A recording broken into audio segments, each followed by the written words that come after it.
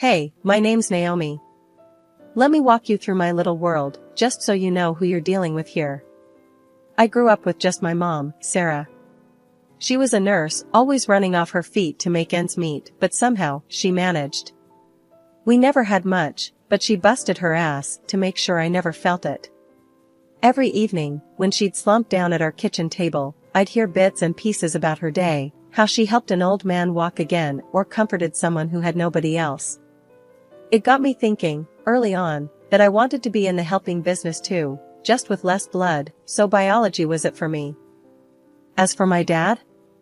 Never knew him.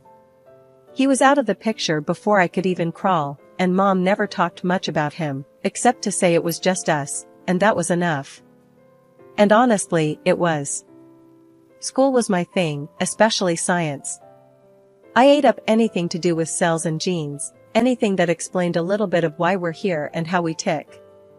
Made sense to me to go in that direction career-wise, so I ended up at a pharmaceutical company after college, messing around with compounds and hopefully making something useful. It wasn't all work, though. I had my share of fun, too. My best friend, Jess, made sure of that. She dragged me out to all the parties she could, saying I needed to lighten up. That's where I met Alex. Come on, Naomi, you're gonna love this guy. Jess nudged me one night at one of her famous backyard bashes. She had this grin on her face, the kind that told me she was up to no good. Jess, I'm not. Just talk to him. His name's Alex.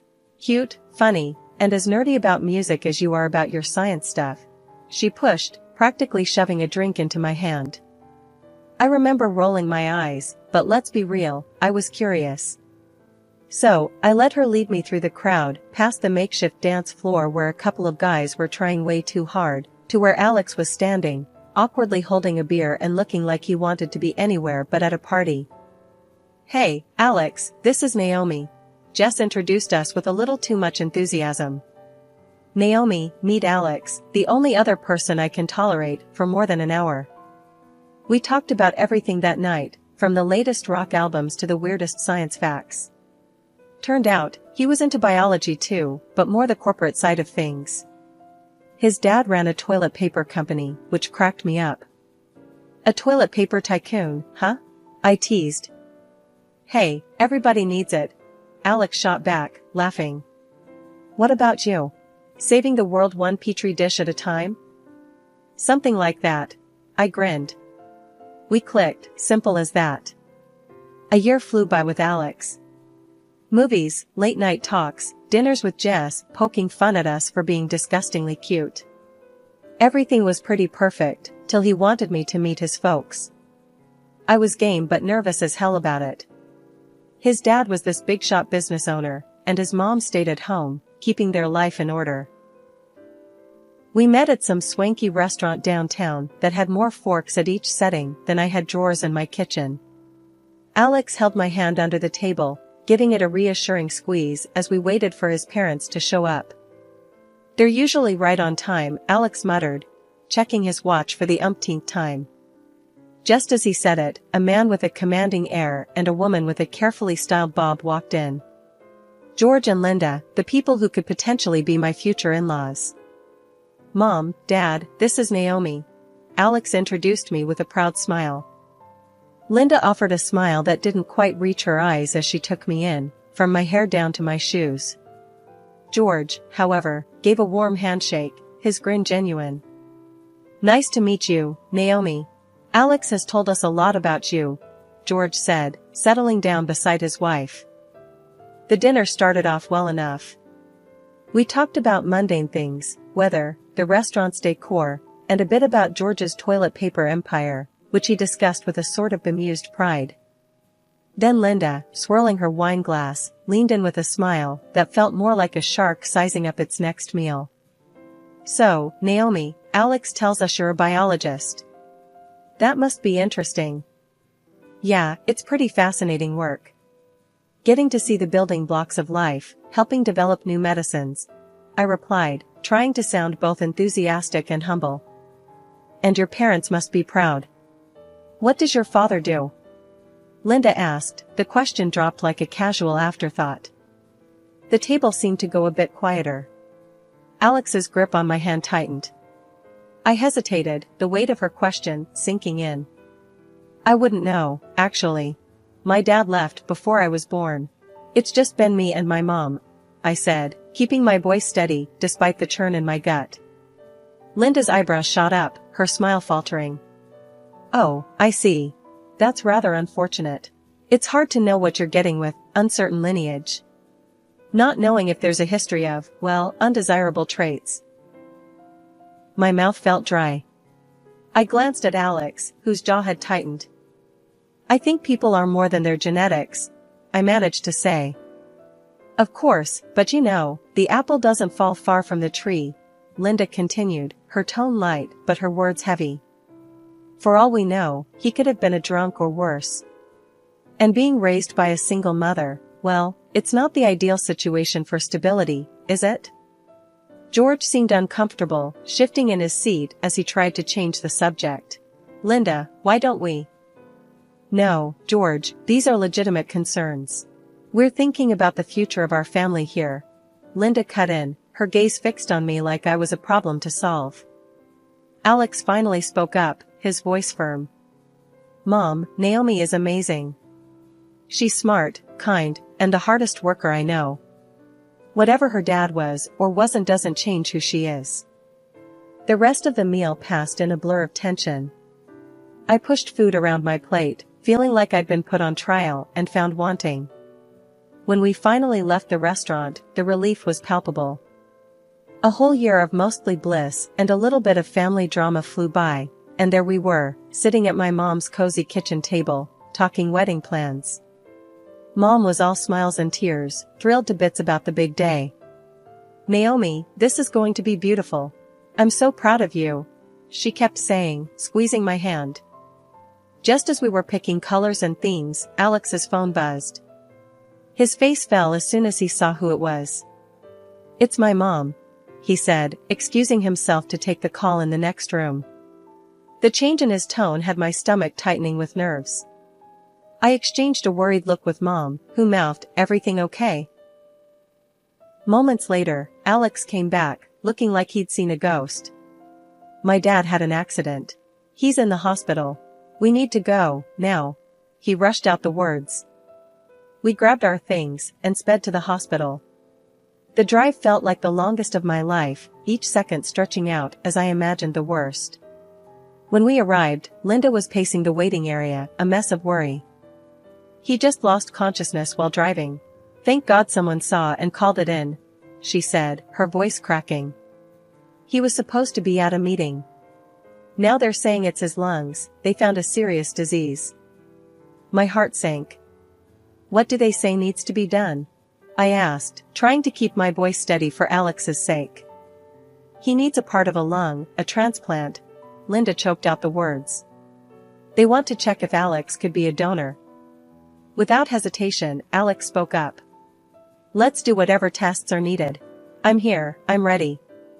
They took him away to run the preliminary tests, and Linda and I sat in an uneasy silence. The hospital's fluorescent lights buzzed overhead, casting harsh shadows. Finally, Alex returned, holding a sheet of paper in his hand, his brow furrowed. They've done the blood tests and stuff. Look, Naomi, this is odd, he said, handing me the results. I glanced at the paper and my eyes widened. Blood type AB. I remembered the conversation about blood types we had once, idly chatting. Alex, didn't you tell me both your parents are type A? Yeah, they are. Why? He looked puzzled. If both your parents are type A, you can't be AB. I explained slowly, the scientist in me kicking in despite the personal chaos. It's just not genetically possible. Alex's face went pale. What does that mean? I took a deep breath, not wanting to unravel this here. Let's just keep this info for now, I said, taking out my phone and snapping a photo of the results. Might need to think this through later. He nodded, confusion written all over him, but we were quickly pulled back into the current crisis as a doctor approached us. Your fiancé isn't a match, unfortunately. but we're arranging for another potential donor now. The surgery is urgent, the doctor explained briskly. We spent the next hours waiting, caught in a haze of medical updates and silent personal questions. Despite everything, my mind kept circling back to the blood type issue, but I pushed it away, focusing on being there for Alex and hoping for his dad's recovery. After the successful surgery and Alex's dad's swift recovery, we didn't want to put our lives on hold any longer. So, we decided to go ahead with our engagement party. It was supposed to be a celebration, a new beginning, but as it turned out, not everyone was on the same page. We picked this lovely restaurant overlooking the river, thinking it'd be perfect for a night of joy. I was buzzing around, making sure everything was just right, but my nerves were shot. My mom was running late because of a last-minute emergency at her clinic, which I knew was going to kick off some snide remarks. Sure enough, as the guests started filling in, Linda took her chance the moment she arrived. Dressed to the nines, she swept in with a frosty air that could chill champagne. Starting without the mother of the bride, are we? Linda said loudly, making sure her voice carried over to where I was checking on the seating arrangement. Well, I suppose punctuality isn't valued in some families. Naomi, dear, it's such a shame your mother's habits reflect so poorly on you. I clenched my jaw, forcing a smile. She got caught up at work, Linda. You know, saving lives. She'll be here any minute, I replied, keeping my tone light despite the heat rising in my cheeks. Linda tooted, shaking her head as she glanced around, pulling some of our relatives closer. It's always something, isn't it? An engagement dinner is a significant event, yet it seems some people don't treat it with the respect it deserves. It's just such behavior that makes one question the upbringing, doesn't it? I took a deep breath, reminding myself that this night wasn't about Linda or her approval. Everyone who knows us understands and respects why she might be late. It's really not a problem for anyone here, I countered, my voice steady but firm. Oh, but it is, Naomi. When you marry into a family, you bring your background with you. And let's be honest, dear, your background is a bit muddled, isn't it?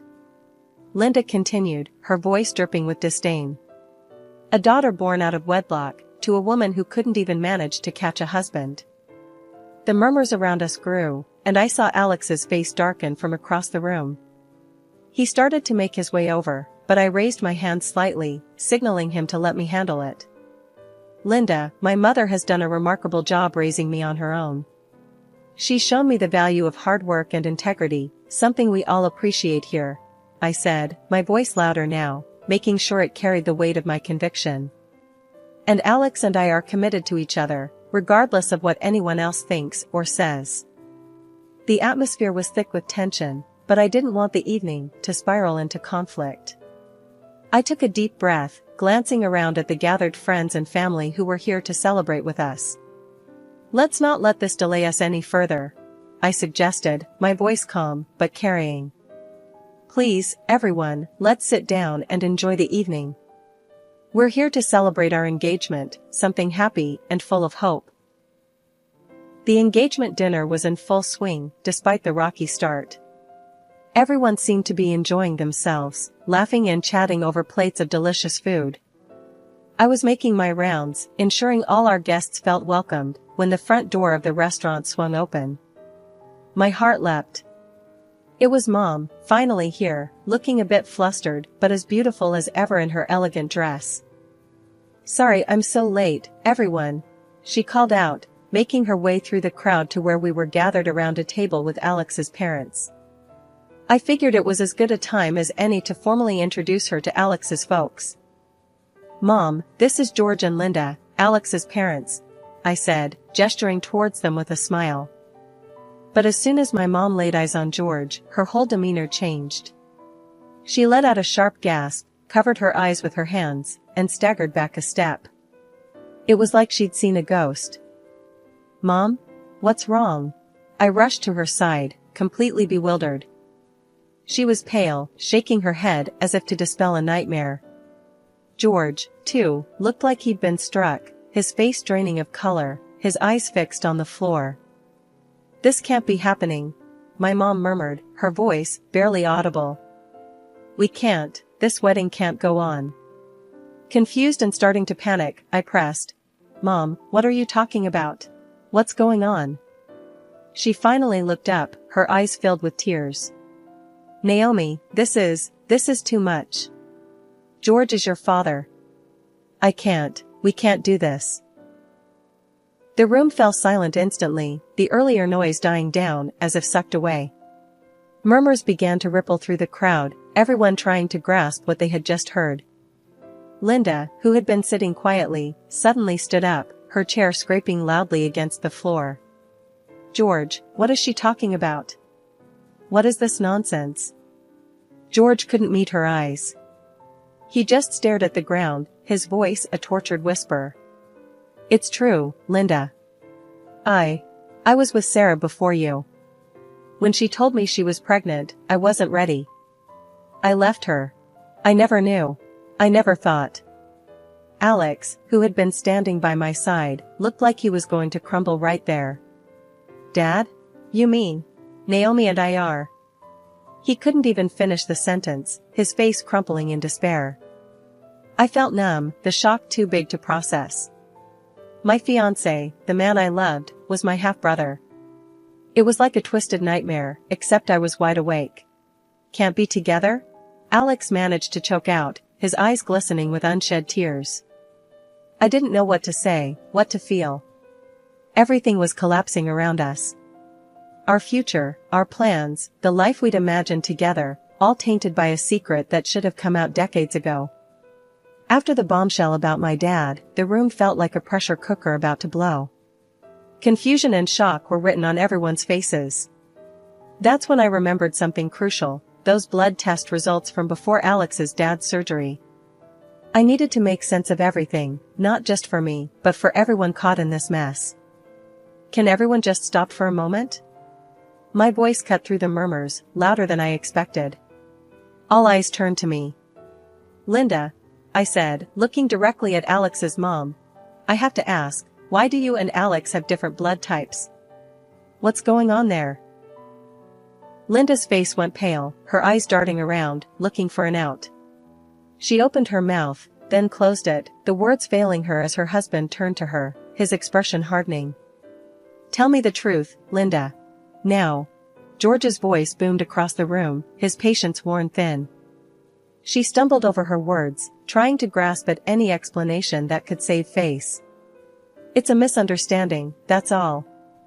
Naomi is trying to make a scandal where there isn't one. But just as she tried to deflect, her sister, who'd been silent until now, stood up. Her face was set, resolved, like she'd been carrying a heavy burden for far too long. No, Linda. I can't do this anymore. I won't cover for you, she said, her voice steady and carrying across the room. Linda was already pregnant when she married George. He isn't Alex's father. She lied to keep her secret. The room erupted into gasps and whispers, the guests turning to one another, their expressions a mix of disbelief and dismay. Linda tried to speak, tried to salvage her crumbling facade, but the truth was out, and it hit harder than anything else she could say. Is this true? George's voice cracked, the pain evident.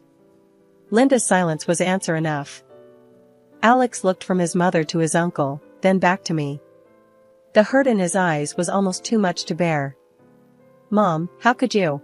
His voice was a whisper, a plea for something, anything that might make sense of the chaos. Linda's facade finally crumbled, her defense weak and feeble. I thought it was best at the time. To protect everyone, she murmured, but her words fell flat, lost in the shock of her deceit. The room was thick with tension, everyone processing the revelations that had turned the night upside down. No one seemed to take Linda's side, the sympathy was with me, my mom, and strangely enough, with George, who'd been lied to just as much as anyone. As the evening wound down, the guests slowly began to leave, their whispers and looks of sympathy trailing behind them. Alex stayed by my side, his earlier joy replaced by a somber quiet. We'll figure this out, Naomi, he said finally, squeezing my hand. We're not alone in this. We have each other. Yeah. I managed to say, the weight of his words, both a comfort and a reminder of the complicated path ahead. Together, whatever that means now. The days following the engagement dinner felt like walking through a fog. Alex and I had decided to take some time to ourselves, to process everything. We weren't breaking up, but we couldn't pretend our relationship could go on the same either. It was one of those tough decisions that neither of us wanted but both knew was necessary. A week later, I met up with my mom and George at a quiet coffee shop. It was the first time we were talking since the big revelation. The air was thick with awkwardness as we sat down. George looked older, the lines on his face deeper, weighed down by guilt. "I'm sorry, Naomi. I can't say it enough. If I'd just faced up to what I did back then." George's voice trailed off, his eyes not meeting mine. "Yeah, well, you didn't. And here we are," I replied, not ready to offer forgiveness yet. "You missed my whole life, and now things are a mess." "I know, and I'm here to make whatever amends I can," George said earnestly. "I've missed so much, and I regret that deeply.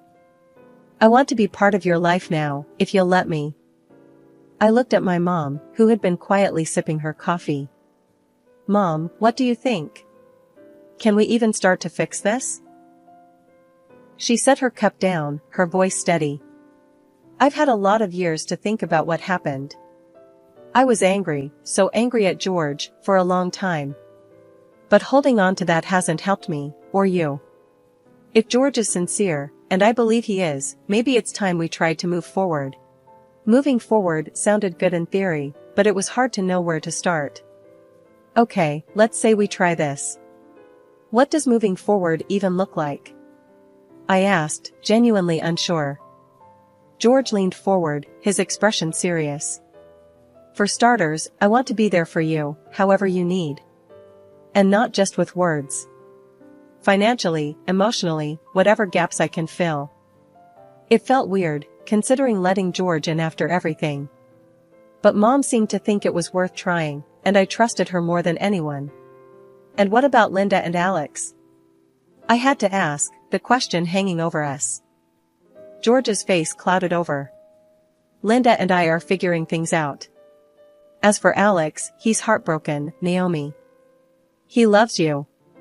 He wants to stay in your life, if you'll have him." My heart ached at the mention of Alex. I don't know how to be around him and not feel everything I felt before. But I don't want to lose him either. "It's going to take some time." "Take all the time you need," George assured. "We'll go at whatever pace you set." After everything that happened, the dust finally settled, and the biggest surprise was that Alex and I found our way back to each other. Despite the unbelievable twists our lives had taken, our love proved resilient. We realized that no matter what, we couldn't imagine our lives apart. Eventually, we celebrated our wedding, surrounded by those who supported us through thick and thin, and it was genuinely the happiest day of my life. Life went on, and as for Alex's parents, they ended up divorcing. George, feeling betrayed by years of deception, left Linda without alimony or a share in the joint property. He was hurt deeply, but decided to channel his efforts into something positive by transferring all his property and business to Alex and me. Running the business has been a challenge, but Alex handles it like he was born for it, and I've never been prouder of him. Things between George and my mom, Sarah, are still tense. Mom never fully forgave him for leaving her all those years ago, and their interactions are mostly cordial and only for the sake of family harmony. It's not perfect, but they manage for our sakes. As for Linda, after the divorce, she moved to another city. We don't hear much from her, and she wasn't invited to the wedding. Honestly, neither Alex nor I want to rekindle that connection. It's better for everyone this way. Sitting in our backyard, Alex and I often talk about how our journey together has been anything but ordinary. Remember when we thought planning a wedding was going to be our biggest challenge?